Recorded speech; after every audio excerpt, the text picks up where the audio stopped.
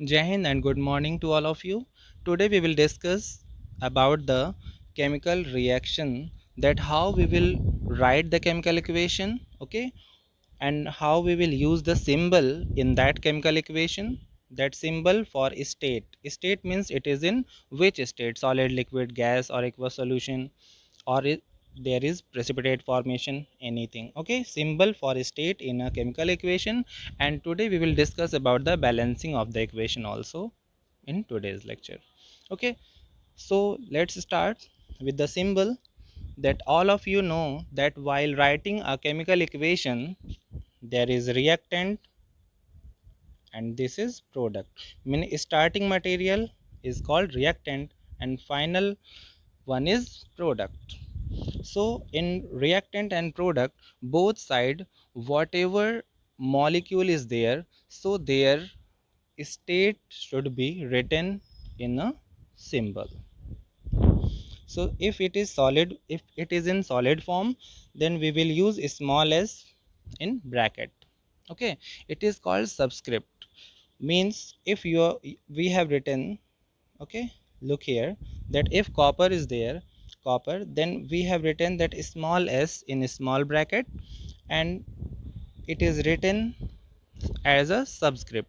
Means copper के size से थोड़ा छोटा साइज लिखते हैं हम, ओके, स्मॉलर साइज में और उसके नीचे की तरफ, ओके, राइट साइड में थोड़ा नीचे की तरफ, that is called subscript. okay, so it is in solid form. In same way, if it is in liquid form, then we will write small l, and if it is in gaseous form, then we will write small g. Next is aqueous solution. Aqueous solution means we will write small bracket aq. Okay, symbol for aqueous solution is aq in small bracket. It is in short form. So aqueous solution means any solid or any chemical is dissolved in water, because any chemical compound can be dissolved in any liquid, but if it is in water, in that condition it is called aqueous solution. So another one is that if there is gas, then we will use this symbol upward. Upward arrow will show that it is in gaseous form. If any gas is formed in a reaction, then we will show that upward arrow, that will show that gas is releasing or gas is evolved. Okay, evolve use करें या release use करें, same है. Okay, gas के लिए कि gas निकल रही है, गैस इवॉल्व हो रही है, गैस रिलीज हो रही है. Okay, next is precipitate. It is downward arrow. okay, symbol for precipitate is downward arrow. Downward arrow means it will get deposited on the bottom. What is this precipitate? Precipitate is solid deposition.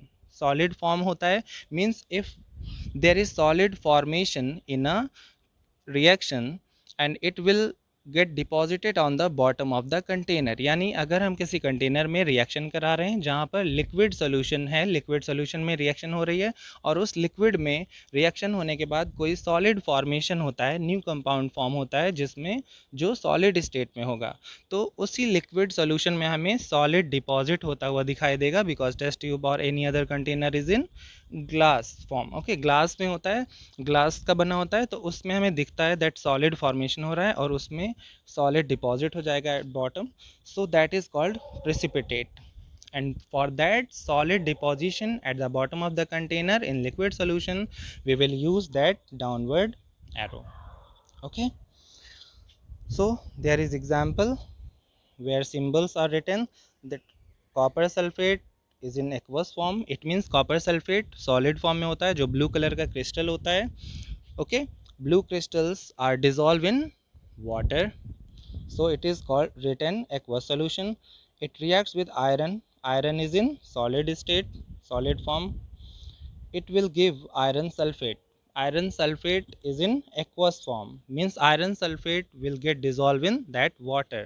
जो liquid है already, उसी में iron sulphate dissolve हो जाता है. And copper is in solid form. Copper बन रहा है जो कॉपर सॉलिड फॉर्म में होगा.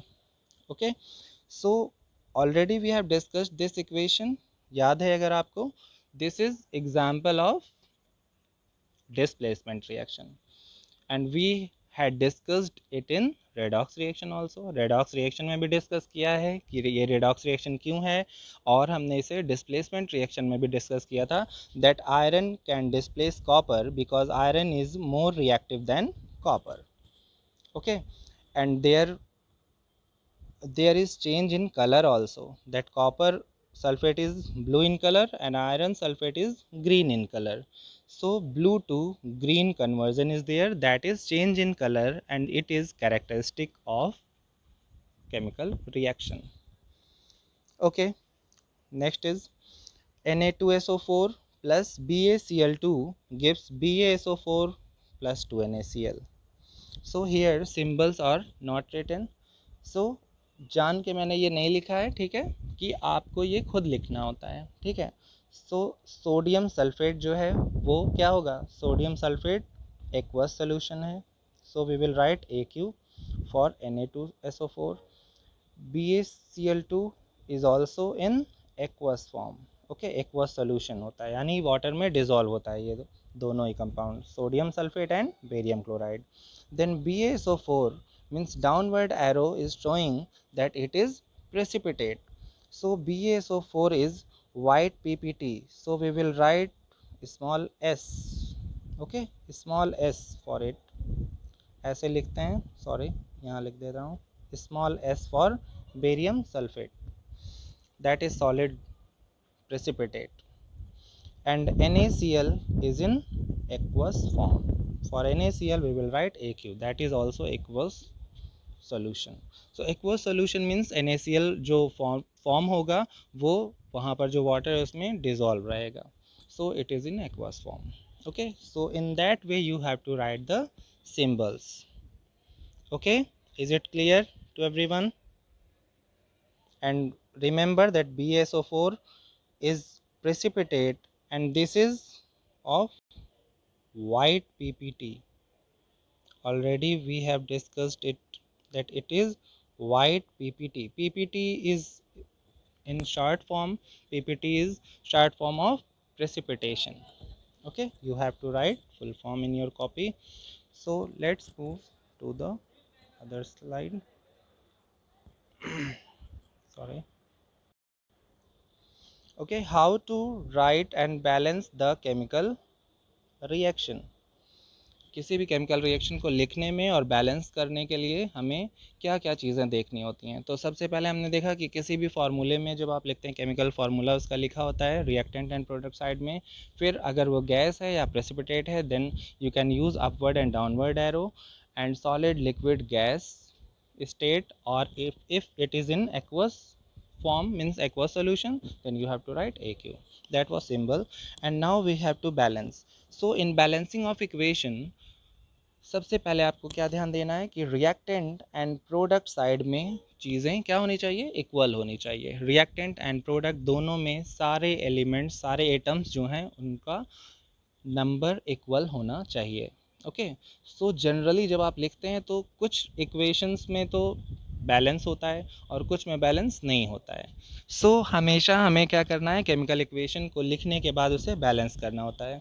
सो you have to write first reactant and product. सबसे पहले आप रिएक्टेंट एंड प्रोडक्ट ऐसे लिखेंगे. ओके, रिएक्टेंट में हाइड्रोजन कितने हैं, there is water, so hydrogen कितने हैं, टू हाइड्रोजन. एंड ऑक्सीजन कितना है, 1 oxygen. Then in product form, product में 2 hydrogen. Okay, there is 2 hydrogen. And oxygen कितना है, 2 oxygen. So it is not balanced. Hydrogen is balanced but oxygen is not balanced. So we have to multiply it by suitable numbers. ऐसे number से multiply करना है जिससे वो balance हो जाए. Okay, it is hit and trial method. इसका कोई फार्मूला नहीं है कि आप इस फार्मूले से यूज़ करके बता देंगे. आपको हिट एंड ट्रायल मतलब आपको ट्राई करना है कि इसे हम किस नंबर से मल्टीप्लाई करें, और हमेशा लोअर नंबर से ही हमें स्टार्ट करना चाहिए. ओके, लोअर नंबर से आप स्टार्ट करते जाएंगे, अगर जिस नंबर पे बैलेंस हो जाएगा वहाँ तक आप स्टॉप करके फिर उसे बैलेंस करके रहने देते हैं. ठीक है. So what we will do for O2, if oxygen, यहाँ ऑक्सीजन 2 है और यहाँ ऑक्सीजन 1 है. सो फॉर बैलेंसिंग आप यहाँ सोचते हैं कि अगर हम यहाँ 2 लिख दें इधर, तो ये गलत है, ऐसे नहीं लिख सकते। किसी भी केमिकल फार्मूले में हम उसे ट्वाइस थ्राइस इधर राइट साइड में सबस्क्रिप्ट में नहीं लिख सकते, इट इज़ रॉन्ग। ओके, क्योंकि जब भी कोई एलिमेंट कंबाइन होता है, कोई भी एटम्स कंबाइन होते हैं आपस में, मॉलिक्यूल फॉर्म करते हैं, तो वो एक फिक्स्ड रेशियो में होते हैं जिसे हम डिस्टर्ब नहीं कर सकते। हम क्या कर सकते हैं, उसे कैसे इंक्रीज कर सकते हैं? By multiplying it by number as a coefficient, यानी उसका नंबर ऑफ मॉलिक्यूल बढ़ा के। यानी इस 2 को, अगर आपको ऑक्सीजन को 2 करना है तो हम यहाँ नहीं लिख सकते, हम कहाँ लिख सकते हैं? यहाँ 2। 2 यानी अब वाटर मॉलिक्यूल के फार्मूले में कोई चेंज नहीं हुआ, बट वाटर मॉलिक्यूल कितने हो गए? 2। ठीक है, वाटर मॉलिक्यूल्स 2 हो गए, लेकिन H2O का फार्मूला H2O ही है। ओके, 2 H2O हो गए। अगर आप H2O2 कर देते तो वो चेंज हो जाता है, क्योंकि वाटर का फार्मूला H2O है, और H2O2 किसका फार्मूला होता है? That is called hydrogen peroxide. So we can't write to there. Okay, आपको यही लिखना है, दैट इज कॉल्ड कोफिशिएंट, यानी यहाँ नंबर आप बढ़ा सकते हैं मॉलिक्यूल का। So now we have to count again that in reactant side there are 4 hydrogen. कैसे? 2 multiplied by 2, this 2 multiplied by 2, 2 2 is 4 hydrogen, and oxygen there is 1, oxygen के पास कुछ लिखा नहीं है, it means there is 1, so 2 multiplied by 1, so there is 2 oxygen. Now it is 2 oxygen and there is 4 hydrogen. Okay, in product side there is 2 hydrogen and 2 oxygen, so oxygen is balanced now but hydrogen is disbalanced. Okay, देखिए इसमें एक एक को balance करने में दूसरा disbalance हो जाता है, तो ये होता ही है। ठीक है, ये होगा, इससे आपको परेशान नहीं होना है कि अब आप कट कर दें। अब आपको ये बैलेंस करने के बाद अब दूसरे वाले को जो इंक्रीज़ या डिक्रीज़ हो गया है, अब हमें उसे बैलेंस करना है। ओके, 1 बाय 1 अब ऑक्सीजन बैलेंस हो गया। सो अब हम हाइड्रोजन को बैलेंस करने के लिए, रिएक्टेंट साइड में 4 है, प्रोडक्ट में 2 है, तो 2 को 4 करने के लिए क्या करना होता है? इसे हम 2 से मल्टीप्लाई करेंगे। ओके, तो हमें इस 2 को क्या करना है? 4 हाइड्रोजन करना है। सो इस साइड में हमें यहाँ भी क्या लिखना पड़ेगा? 2, 2H2। So hydrogen in product side 2 2 ज़ा 4, सो 4 hydrogen 2 oxygen and 4 hydrogen 2 oxygen, now it is balanced. Okay, तो मैंने आपको क्या बताया कि आप कभी भी ट्वाइस थ्राइस जो भी करना होगा, 2 3 नंबर या कोई भी नंबर आपको यूज़ करना है, वो आप मॉलिक्यूलर फार्मूले को चेंज नहीं कर सकते, उसके नंबर को आप बढ़ा सकते हैं। यानी कि नंबर ऑफ़ मॉलिक्यूल्स बढ़ाने के लिए हम जो आगे ये यूज़ कर रहे हैं, 2 यहाँ यूज़ किया है और 2 यहाँ यूज़ किया है, ऐसे आप लिख सकते हैं। Okay, that is called coefficient. Next one is KClO3 gives KCl plus O2. This sign is showing oxygen gas, here also it was oxygen gas. Okay, that was symbol, and symbol अब सब जगह लिखा हुआ है। देखिए यहाँ liquid, यहाँ gas, इसमें solid and gas. Okay, so हम अभी बात कर रहे हैं बैलेंसिंग की। So if K कितना इधर रिएक्टेंट में? 1, प्रोडक्ट में 1, Cl K1 Cl1 means chlorine 1 both sided are balanced. So oxygen 3 and oxygen 2, but oxygen is not balanced. Okay, potassium and chlorine both were balanced but oxygen is not balanced, 3 and 2. तो अभी हमें इसे balance करने के लिए देखिए 2 और 4 अगर होता है तो हमें 2 को 4 बनाने के लिए 2 से मल्टीप्लाई करना होता, बट यहाँ 2 और 3 है, तो इसे हम किसी ऐसे नंबर से 2 को मल्टीप्लाई नहीं कर सकते। तो हमें क्या करना होता है? आपने किसी और सब्जेक्ट में, मैथ्स वगैरह में भी पढ़ा होगा, जब इक्वेशन बैलेंस करनी होती है कोई, तो अगर 2 और 3 है तो 2 को 3 से मल्टीप्लाई करते हैं और 3 को 2 से। ओके, सो अपोजिट नंबर से मल्टीप्लाई कर सकते हैं, यानी कि 3 में 2 से मल्टीप्लाई कर दें और 2 को 3 से मल्टीप्लाई कर दें तो ये बैलेंस हो जाएगा, ये भी 6 हो जाएगा, ये भी 6 हो जाएगा। Okay, so what we can do, अब देखिए यहाँ O3 लिखा है, इसे 6 करने के लिए हम यहाँ पर 3 को 6 नहीं बनाएंगे, क्या करेंगे, यहाँ 2 लिखेंगे तो 2 से मल्टीप्लाई हो जाएगा, 2 3 ज़ा 6, और यहाँ 2 को 6 बनाने के लिए यहाँ 3 लिखेंगे, नाउ 3 2 ज़ा 6, तो ऑक्सीजन बैलेंस हो गया। बट पोटेशियम एंड क्लोरीन भी यहाँ पर डिसबैलेंस हो गया। आप देखिए 2 पोटेशियम से मल्टीप्लाई होगा 1, 2 पोटेशियम एंड 2 क्लोरीन हो गया इस साइड में, और इधर 1 1 है, so we will write 2 here. Okay, so 2 से मल्टीप्लाई होगा 2 potassium and 2 chlorine, now it is balance, so 2 KClO3 gives 2 KCl plus 3O2। Okay, समझ में आ रहा है, कोशिश करिए इसे, ठीक है, प्रैक्टिस करिएगा अपने आप। मैंने जो बताया आपको कि उसे ऐसे सुटेबल नंबर से मल्टीप्लाई करना है कि रिएक्टेंट एंड प्रोडक्ट साइड दोनों साइड में सारे एटम्स बैलेंस हो जाएं, और ये एक स्टेप में ही, एक ही बार में हो जाए ऐसा ज़रूरी नहीं है, आपको स्टेप बाय स्टेप चलना है।